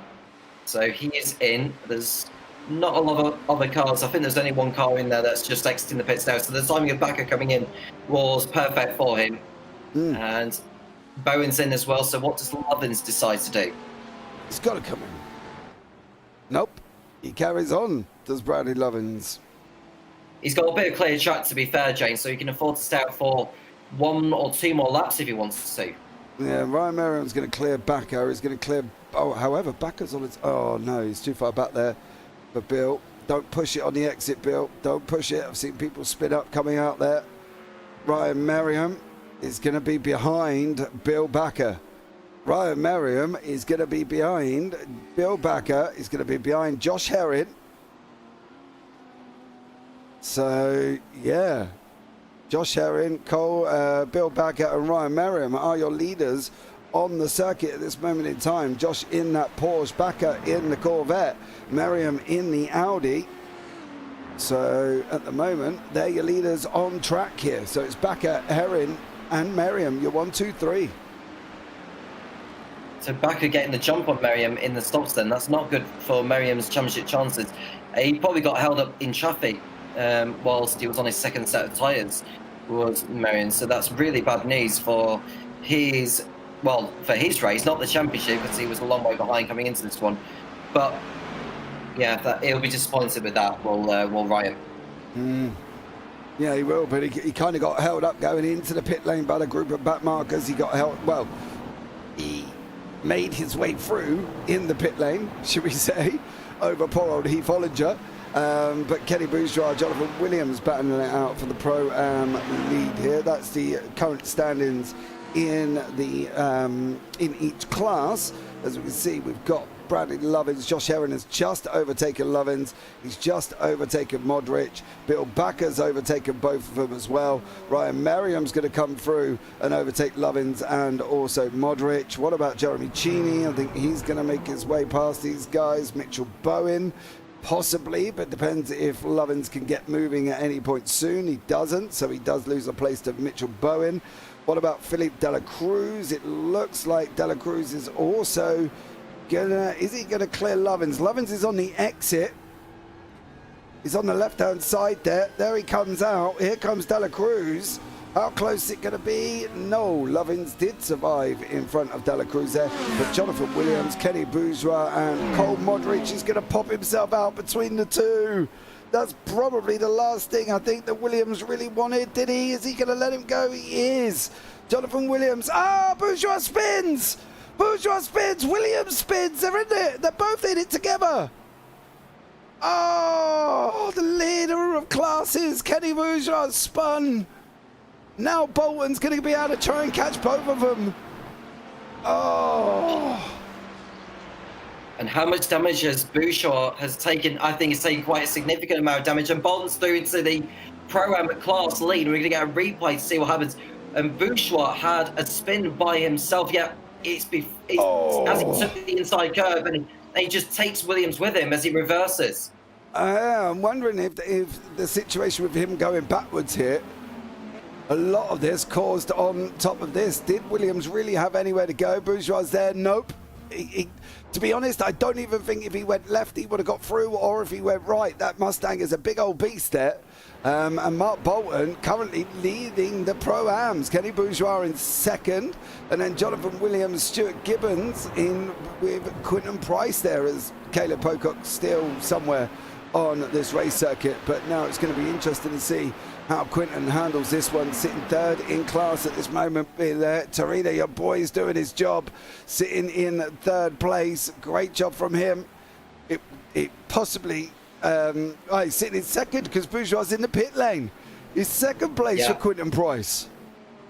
Yeah, and a problem for Price now is Pocock's car just keeps disappearing on and off the screen. This could cause one problem or another. Yeah, it's going to cause a problem for them. You know, at the end of the day, he's got to try and figure him out. Just... I don't know how that's going to happen there, but it looks like Ben Groves has also had a moment for Ben. Let's have a look. Not seen much of Ben today.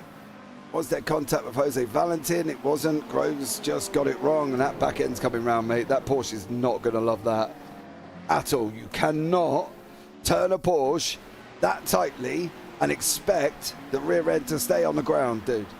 It's just not going to happen. Nope. No, all day.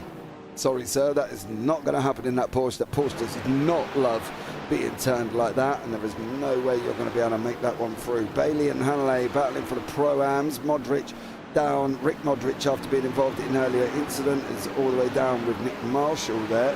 Trust me, I know, it's a nail biter, says Tarina in YouTube chat there. Obviously, Quinton Price chasing down Mark Bolton. The gap at the moment is about 4.5 seconds. We really need Caleb Pocock to... Well, if Quinton could get close, I think there's going to be a call for something to go on here, Tom, because this is not reflecting that these guys... If Quinton gets close, he's not going to be able to race Caleb Pocock like that. No, he won't. So he's going to have to just reluctantly sit back and just hope that Pocock makes a mistake at some point. But luckily, they've only got 13 minutes of the race to go. Someone's just come out of the pits there. I can't tell who that is. It's the number 6. Who's that? That's just come out. It's James Hillerick. James Hillerick was the one that came out. He's currently 8th in class in AM. He's got more than 6 seconds to make up on Jose Valentin, who's already been in trouble with problems of his own today.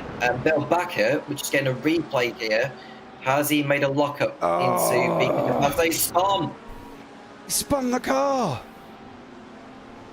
Bill. He's hanging on now. He is in front of Ryan Merriam, but he is hanging. Right, this is getting borderline on ridiculous for Quinton Price now. He cannot go forward while that car is there. There is Bill Backer. He is hanging on with Ryan Merriam behind him at this moment. And these guys having a bit of a ding-dong. Bill's got to now settle down, right? He can't be sitting there thinking, oh dear, should we say, might be the language he might be using in the car, I don't know. He's got to be sitting there thinking, right, I need to get my head down now because Ryan's coming after I just made that mistake. Well, he's just got to settle down. Don't think about Josh Owen between now and the checker flag. I think that's more or less done. His focus is to keep Ryan Merriam behind. And looking at where Bill Backer is in the championship, he's a long way back actually, he's Bill. So he's kind of in the same situation as where Ryan Merriam is. And what will this mean for the championship going into the last race? Well, Josh Everin is going to gain a massive advantage over Riley, with Lovins, as it stands, falling further and further away. Yeah, but obviously Riley not being here is, going to, at the end of the day, reflect on his position. So we'll have to see how this one works out for them. But I think Sean Riley will come back stronger and stronger. I don't think he's going to let this one get away. But it is going to be about how far back. Ooh. Was there contact with Hannah there? Or was? Or is there contact? No. Oh, yes. Oh, yeah, there was. That's why Bailey had slowed. Because had he got by him, he'd have been in shots to let him back through anyway. Yeah, but why would he? I don't understand why the braking so hard. I mean, that is a lot earlier than he should have been there for Hanley. I don't know why he jammed on the brakes that hard. I'm sure it wasn't a brake test, but oh dear, now he's completely lost it. How'd you do that?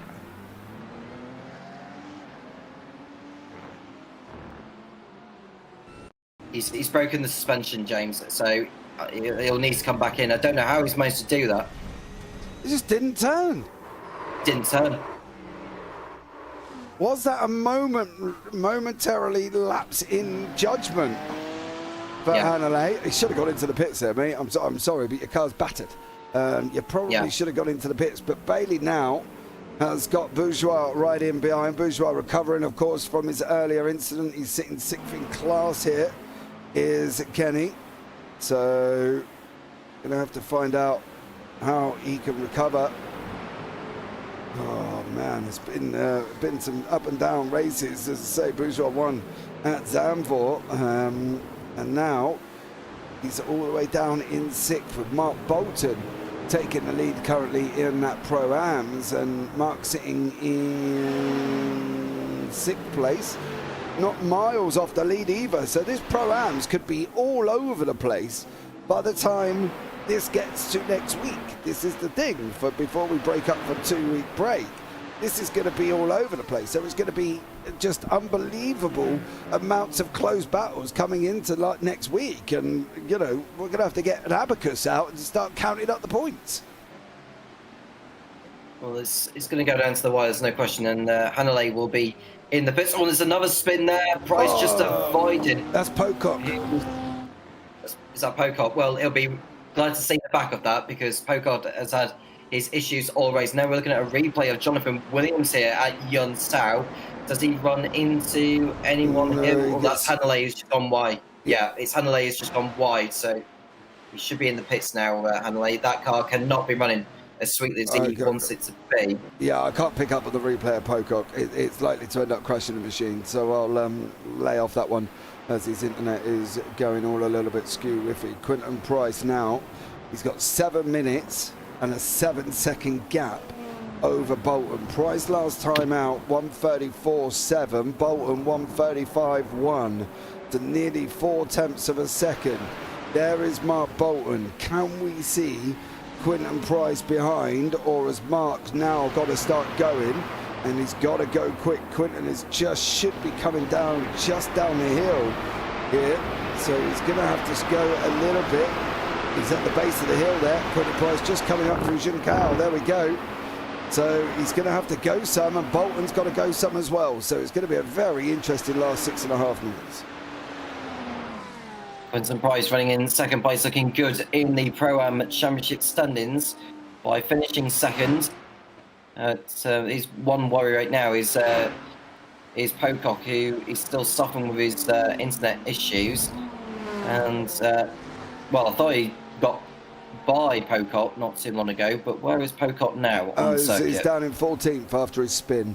So he's in between Bailey, Bourgeois and Tidwell is Pocock. Ben Groves looks like he's had another unfortunate accident. Ben's having a rough one. I won't compound his misery anymore here, but Bourgeois and Bailey in the Ford, Bourgeois in the Ford. He goes round on, Bailey's gonna squeeze you, mate. The gap is still open. He is going to squeeze you all day for Kenny Bourgeois. Now Bourgeois is going to have to go again. He's going to have to try and get up behind Bailey once more. Pocock's spitting bits of everything in front of us, and we go on board with Bourgeois as he goes up. Oh, Bailey's got loose. Is he going to turn him in? He is going to turn him. Oh my gee whiz, Batman. What the living doodies was going on there? I thought he was going to squeeze us. Bourgeois is not even sure now whether to turn in. They come out of Penarino. They're going to go for the run up to Pico de Pado. Kenny Bourgeois does get the job done, but boy, oh boy, I thought William Bailey was going to cram across us there. Yeah, they're still going at it. I mean, Bourgeois has got the job done now, and he is through. You can see Jonathan Williams has moved back into 8th position. He's going to be on the back of Acker, who's just in front of him. Barry Acker, who's in the Porsche ahead of Jonathan Williams. He's well, Williams is going to try and make his way back through after another dismal race for him. And now Clodin, who we're on board with, is trying to make a move. This is not actually for class position. Who's that actually in front of him now? That has to be the man that... That's William Bailey. That's William Bailey. Yeah, who just lost that place to Bourgeois there. Bill Backer sitting in second. He's got a gap to Merriam in third place of about a second. Bolton leading the AMs. Price has pulled out nearly 2 seconds because it was round about 8.5 there. Price last time out 34.8. Bolton on a 34.3. So not a massive difference, but it's going to be enough, I think, if he can keep up this pace, if he can keep up this speed. Can he get Bolton? It was half a second. 6.7 seconds. He's only going to get about 3 more laps. He needs to be pulling out chunks more than that. does Quentin Price. He needs more. He needs more. He's got to find it from somewhere, but he needs more because Bolton's not even got back markers in and around him. Price is going to have some back markers to try and deal with and contend with as well. And I think, and I don't want to say it, but I think Mark Bolton might wrap up the Pro-Ams here. Yeah, I think he's got too much of a cushion now. They've only got 3 laps to go in this race. Price has got to make 2 seconds a lap out of him, and that's just catching him before he even gets on the tail. And he's got a lot of back markers which he has to negotiate before he even gets to Mark Bolton. So he's got his work cut out between here and the end of the race. I think his focus should now to keep hold of his place ahead of Stuart Gibbons, who's in the Corvette. We haven't spoken too much about Gibbons today, but he's done a terrific job to get himself up to where he is at. You just see someone going wider to let Price go through. Josh Herron's lead over Bill Backer is 7.4 seconds, and Herron is coming around to start his penultimate lap. Yeah, Mark Bolton is up the road there. So I think on this one, Herron's got 1 and 1 more to go. And don't want to say that the pros, well, the pros is wrapped up. Herron's just been speedy all day. What's going to happen down here with Backer and Merriam? I don't think Merriam has got, they're running near enough the same here. I don't know if Merriam has got that extra few temps to try and close into Backer, and I've got a funny feeling that he's not going to be able to get near him once more, so it's going to be tough. I think the battle for what the class battle will be Joey Means and Gary Spencer. They are nose to tail, and that is Rick Modric in front of us, so it's all about Means and Spencer here. Can Spencer get past Means to take that AM win? Well, the battle is on, although Spencer won't want to risk too much now because as it stands, he's going to be leading the AM Championship heading into Misano next weekend. But does he actually decide to go for it? They're coming up behind Rick Modric, who's well out of position here compared to where he was earlier, following the incident he had with J.D. Sawyer. And Rick Modric is down the lowest of all the pro drivers, but at least he'll still get to the end of the race. He's going to complete his 33rd lap and will start his 34th. Meanwhile, Gary Spencer's dropped back from Joey Means. So I think that battle could well be all but done and dusted unless Means makes a terrible mistake from between now and the checkered flag. I've got a funny feeling he pulled over to let Gainsell through. But the question is now, can Gainsell pull him? I don't think he's going to, but we are going to be on the final lap of the race here. And Jeremy Cheney is going to come over the line and take that checkered flag, the white flag off Barney on the left there. There he is waving. So it is the final lap of the race. Josh Herron has led. He led going into the pit stops. He led coming out of the pit stops once the cycle had finished. And he's leading again. It was 7 seconds. He's opened up gaps over Bill Backer all the single time here. And he has done an absolute stellar job for Josh. You see over Backer there. Backer was quicker on 30. Josh on 31, 32, 33. Backer on 34. It's a shame we can't go back just a little bit because I think you'll see that there were bigger gains in that one as well. But for the final time, coming up now into SA, the right-hander has got a look on the inside. Final run down Mugello into Junção, and it is going to be Josh Herron unless some drastic drama happens between now and the end of the race. Herron's there as well. There you go. He uses the cobbles. You can open up the steering. Into Junção we go. This Porsche is going to be running up the hill. It's going to be for the final time up through Sabina. The boxes here. Currently Josh Herron. He's going to come over the line. He's going to wrap it up in Interlagos. The man's going to win the pros. He's going to win the overalls, and he's going to do it in 7.4 seconds worth of style. Josh Herron is your winner. He is your winner. Josh Herron wraps it up and takes the win. Great job from him. Bill Backer is going to come over the line for an amazing second place. Can't wait to have a chat with Bill. Ryan Merriam grabs third. Then in the Pro-Ams, well, it's still Mark Bolton. Quentin Price 9 seconds back. I'm wondering if Quentin had any issues there, but it looks like it is going to be Mark Bolton, and it looks like Means is going to wrap up the AM class with Spencer. So great job from all of these guys. Bolton's going to come over the line. He's going to wrap up this victory in the Pro-Ams there. Mark Bolton capitalised on the Williams and Bourgeois incident. He comes over the line, he takes the win in the Pro-Ams. Joey Means now coming into SA for the final time. Is he going to be able to hold on to this AM lead? Spencer's not too far back now, but I don't think Spencer's going to be able to get there this time, Tom. No, and Spencer's guaranteed second place anyway because Mains and Spencer finished a lap ahead of all those in the same class behind them. So Spencer is guaranteed a second place in this race now. Why are we battling going down to the line? Oh, Joey Means got run out by Eric Gainsell there. I then do that. Why do that? What? That's really strange. I don't know why. What is the point?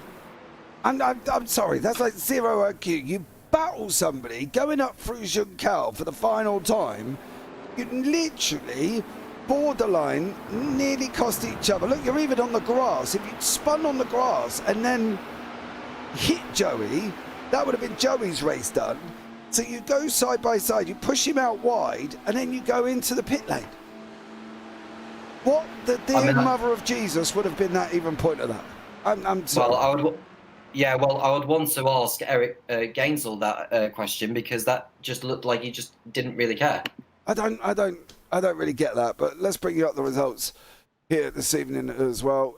Josh Herring is your victory, is your winner there with Bill Backer in second. I'm not quite sure why they're black. That is doing my nutting. I'm going to have a look at that. Ryan Merriam there, your 1, 2, 3 in the pros. Then Jeremy Cheney, Bradley Lovins, Mark Bowen, Philip De La Cruz and Cole Moderich with Brian Dudkowski rounding out there as well. The final positions in the pros. Mark Bolton wraps up the Pro-Am victory with Quinton Price and Stuart Gibbons. Gibbo got a great third place there. Well done to you, Stu. Bradley Tidwell, William Bailey, Kenneth Cloden, Kenny Bourgeois and Nick Marshall. And then you got Joey Means takes the victory in the AMS. He's there as well, with Gary Spencer grabbing second, Eric Gainsell, Caleb Pocock, Brian Hoskins, Barry Acker, Mark Chaplin, Panel Hanley, Daniel Marie wraps up the third place in the AM class. Then we've got Scotty Carlson, Heath Ollinger there, then Rick Modric, Mike Elliott, Buzzy Mongrode, Jose Valentin, James Hillerick, Jonathan Williams, Ben Groves, Anthony Hutchinson, who didn't finish the race, JT Sawyer didn't finish the race, and George Parfitt definitely did not finish the race. So hard one there for some of these boys, and we're going to start. Well, I tell you what, we're going to start with the leader here, Mr. Josh Herring. Absolutely great job from him. Wraps up the win, takes the first place, led going into the pits, led coming out of the pits as well. And then from the green flag, it was all about the man, and that is Josh. Great job there, Josh. Welcome into the booth, buddy. How are you? Oh, fantastic. I can finally breathe. That was a hard race. Dude, you left from start to finish. Yeah, but the stress is still there, whether you're in the front or in second or third. Yeah, I feel you out there, mate. There was a lot going on out on the racetrack there as well. And Ryan pushed you all the way, and then Bill pushed you after the pit stops. And then you put away and basically went off for 7 seconds up the road there, mate, as well. Do you like, an exceptional drive, but how do you keep your concentration when you are 7.5 seconds out in front of everybody? Yeah, I got one buddy that I talked to while we raced that kind of helps me focus a little bit. And then just once you're that far ahead, you just got to race yourself. Don't screw up and give them a chance to catch you, because they're not going to make up 7 seconds unless you give it to them. Yeah, no, I do fully agree on that. Second in the championship, Sean's not here this week. Going into that final round is going to be very, very exciting next week. Yeah, I'm looking forward to it. I'm bummed Sean wasn't here. I'm pretty good at this track, so I'd like to have won it when he was here or with David, but a win's a win, and I'm going to take it. Maybe we'll arrange a 10-lap shootout, Josh, between you and Sean at Interlagos. What do you reckon? I'm in. Just let me know. Tag me in it. Yeah, we'll get a Disney Cars finale as well at Interlagos. But listen, dude, you've done an absolutely amazing job as well. It's going to be interesting to see the points going into next week. So well done for you. Is there anyone you want to shout out before we let you go, mate? Oh, yeah, my girlfriend that lets me do this every Sunday. My dad kind of got me into this. My buddy Barry runs with me all the time. We practice all this stuff. Brad and all the guys at OGRL that put this on for us. Awesome stuff. Thank you very much, Josh, for joining us, and we look forward to seeing what you could be able to do at Mazzano next week. Great, I'll be there. Right, and next up, we want to have a chat. I think I need to have a chat. We've got to have a chat with a man who has finally reached the podium after hashtag Pray for Bill was trending all in the OGRL Discord last season. He's not had a great start. He comes to Interlagos, my favourite race circuit ever, and takes the second place. Let's give it up for the man, the myth, the legend, Mr. Bill Bagger. Bill, welcome in, buddy. What's up, James? How are you, dude? I'm pretty okay. I thought I wouldn't thought I would be that much at the front. Like, I know David's not here and Sean, but I didn't know. I thought I was slow at first, but I guess it was all right. Dude, you've done exceptional. Not to mean it was all right. Yeah, it's a tough track. You have to respect the line here. The line is your most important thing. Shout out to Josh. He was pretty quick. It would have been tough to. I was catching, but I made a mistake in the last I don't know, 5, 6 laps from the end. Yeah, I saw that. Sorry. Nah, it's all right. It was me. Inconsistency, you know. Yeah, I know, Bill. But listen, dude, you've done a great job. You finished in second place. This is the first podium of this season. The first podium for a long while, mate. Are we going to see another one in Mazzano? No, I'm not a big fan of Misano. It's a newer track. You have to ride the curbs under the car, so it's not my thing. But I mean, we'll try. We'll be there and we'll see. Come on, Bill. You can do this. No more hashtag Pray for Bills in YouTube chat. Come on, mate. Sure. No, that's done. I think I'm going to remove it from the car. Yeah, maybe. I do apologise for starting it, to be blatantly honest here, Bill. But listen, dude, you did a great job finishing in second, so well done to you. Is there anyone you want to shout out before we let you go? I'm going to shout out Ryan. He was pretty fast, and it would have been tough to go around. I was trying to make it safe and everything. And then I made like a few mistakes in consistency. I was not consistent as I wanted, let's say. But then in the pit, everything fall into place. I jumped. I pit in the next lap because there was somebody in front of me, and I was like, no, I'm not braking. You know, I don't know what this guy's gonna do in front of me. So shout out to our sponsor for the league, Motion and Cinco and Run Service, and shout out to Bradley to putting this up. He's doing amazing. He put up times for the guys to the. You know, that he didn't put up to practice himself, so shout out to him. And yeah, that's it. Shout out to you guys for the awesome job as usual. Awesome stuff. Well, mate, thanks so much, Bill. It's been an absolute pleasure to talk to you. Congratulations on your second place. I look forward to seeing you next week. All right, thank you guys. Yep. Right, and now we're going to be jumping down. Where are we? I want to go down and have a quick chat with the man who finished in the lead in the AMS. Somewhat of a weird last lap. I'll ask him about it in a minute, but he did take that victory in the AMS. Is one Joey Means. Joey, welcome in, buddy. How are you? I'm well, and you? Dude, I'm all right, mate. I've just watched you have a great battle in the AMS, right? And you and Gary Spencer going at it. It's been absolutely amazing all the way through the race. I am confused, all right? I am confused by what Eric Gainzel was doing on that final lap.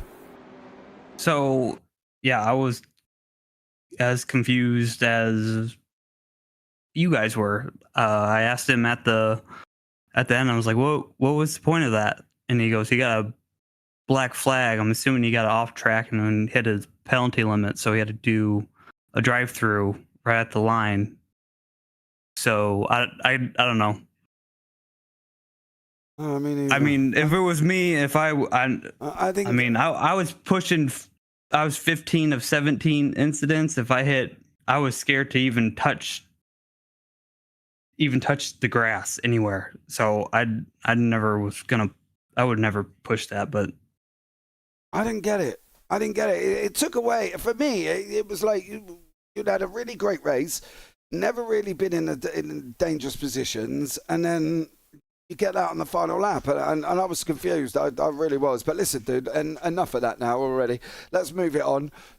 You've done a great job, Joey. Joined late in the championship. come into it, you know, you've done really well, mate.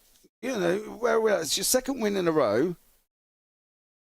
You know, do you wish you could have been here at the beginning? A little bit. I was having a tough time here. I mean, the first lap, my ABS kicked on and it kicked me loose, and so I got someone in turn 11, and then the next lap I got loose in turn 1, and then ended up hitting Spencer. So, like, if I didn't do that, probably Spencer runs away with this whole race. So, and then I ended up spinning out probably right before I pitted. So, I mean, it was a struggle race. I mean, I put a lot of laps in this whole week, and I mean, I wasn't near. I don't know, something was odd today for me speed wise, but I mean, I just couldn't overtake anyone. I don't know. I tried, but I somehow, like I said, if Spencer didn't get in that wreck on lap 2, I think he walks away with this one. I do, but listen, dude, you did a great job. You wrapped up the AM win. All right, so fair play to you. Listen, 90 minutes of Mazzano next week. That's going to be a tough one.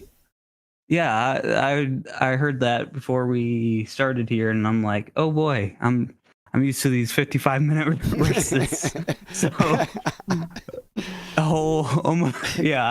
it's gonna be interesting. So, well, listen, as a hint from an old person, mate, cut an hole in your chair and put a porta potty underneath, just in case. All right. I try to go right during warm up, so then I don't have to worry about it during the race. But yeah, another 40 minutes? Yeah, 40 minutes on top. You give 35 minutes. You're gonna have to, mate. You're gonna have to learn to be a magician. You're gonna have to. I mean, some of those oval races I run, they get kind of long, but it's gonna be up there for one of my longer races. Yeah, I bet, dude. Well, listen, congratulations on your AM win there as well. You survived the final lap, thank God. Anyone you want to shout out before we let you go? Yep, my beautiful wife and my lovely kids and my teammate. Well, not teammates, but they help me. We kind of help each other throughout the week. Ben Groves and James. It's always fun running with them during the week, trying to learn these tracks, because my first time on these tracks is the week of. So it's interesting, and thank you boys for putting on the wonderful broadcast, and the league for having us. No, man, well, you take care, buddy, and we'll catch up with you next week. Yep, see you guys. Yeah. We better catch up with the pro third place man as well. One Mr. Ryan Merriam was in and around the front. Just couldn't quite get Bill Backer at the end there. Ryan, welcome into the booth, buddy. How are you? Hey guys, doing well. How you doing? I'm all right, mate. I'm all right, not bad at all. Tough one. Yeah, for sure. Didn't really have nearly the confidence I had last week in the car, the track, and it showed, I think. Even I knew Josh was gone, and struggling in the beginning to just keep Billy behind me. I think he could have probably got ahead of me a few times there, but was just being a little passive, which is fine. And the pit stop for me was just an absolute misery. I chose the wrong lap. I had a little tangle in the pits, which was no biggie, really. It was just a misunderstanding, but slowed me down a bit. But overall, happy to take third. Oh, mate, third place, right? Still points. That's absolutely, and it's a real long season, so anything better than top 5 or above for me is the goal, really. Yeah, exactly, and I think you have to. Listen, we're going into Mazzano, 90 minutes next week. How's that going to be? Yeah, it's going to be a long one. Definitely going to be a different strategy for pit stops, and tires might come into play as well, which will shake things up. So I think it'll be a fun little end of our 6-week little stint here. Yeah, the thing is, you say about fuel, you've got 100% fuel, so there's still only one stop in a GT3, isn't it? Oh yeah, well I guess it depends what he does with that. If he lets us have 100, then yeah, it might not be 2. I'm not sure on that one, but I guess we'll find out. Yeah, exactly. Well, Ryan, thanks so much for joining us there, buddy. Anyone you want to shout out before we let you go? Oh yeah, the normal people, mom, dad, all the friends, the guys. Shout out to Billy Baca this week. What a run, huh? Oh, mate, I was so happy. But he was so calm. He was like, yeah, didn't expect to be up that high. I'm like, Bill, like, this is your first podium where we've had to speak to you. Are you, yeah, it's awesome. Are you happy? It's good to see the guys. It's good to see the guys improving and showing their pace, and I think it's going to be a fun season. Yeah, definitely. And then Bill goes out and says, I don't really like Mazzano, so I don't expect to be there for next week. But Ryan, listen, dude, I can't win with him, mate. I give him all the love, and then he just comes out like that. But listen, dude, it's been a pleasure talking to you as always, mate, and we'll look forward to catching up with you next week. Absolutely, guys. You have a good week, all right? And you, man. All right, and the last of the interviews who is sitting there waiting for me is one Mr. William Bailey, who's sitting down in 5th place in the Pro-Ams here. William, welcome in, buddy. How are you? I'm doing great, sir. How are you? Oh, mate, I'm great. I've just watched a great race. It's been excellent racing. You know, you've had your moments. You've probably had a race that I can only describe as a roller coaster. You've had ups, you've had downs, and you've had rounds all at the same time. Oh yes, sir. It was definitely a white knuckle kind of event.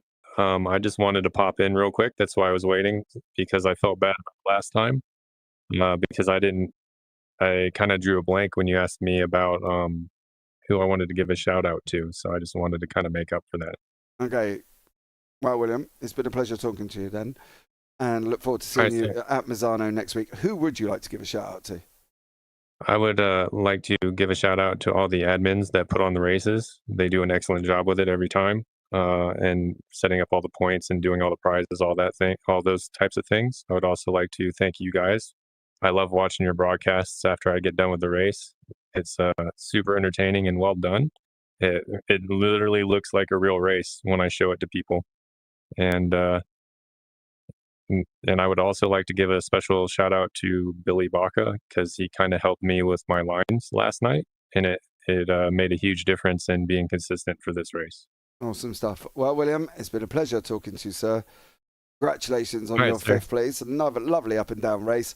Let's hope it's a little bit more quieter at Mazzano next week. Oh, I hope so, sir. We'll see you there. And you, take care. Bye now. Well, there you go, Tom. Another race, another week done. We've got the 90-minute endurance next week. You know, it's not over yet. No, far from it. And I think, given it's a 90-minute endurance, you know, one mistake could make all the difference. Mm-hmm. I do fully agree. We're going to see if they're going to stay on that 100% fuel limit that is currently marked for the session. If it is that, then, well, that's going to make a very interesting race for everyone. Bradley Tidwell there as well. Oh, Will, he says. Ben Groves, oh, man, Billy in second. What? Yeah, he did. Absolutely amazing job there. And down and out. Great job. Great broadcast, guys. Thank you so much for your compliments. Well, that's going to wrap it up. Thanks so much for joining us. All of you guys go and enjoy the rest of your Sunday, whether it's the morning, whether or not it's the afternoon, or whether or not it's the evening. And, well, I know I'm going to before later on. Join us later on as we've got Tanzo GR86s and the IGP Super Formula Lights going off here this evening. But I've been James Parfitt. I've been alongside Tom Cairns. And as always, take care. Have a great week. And you never know, we might see you on the track sometime. Have a good one.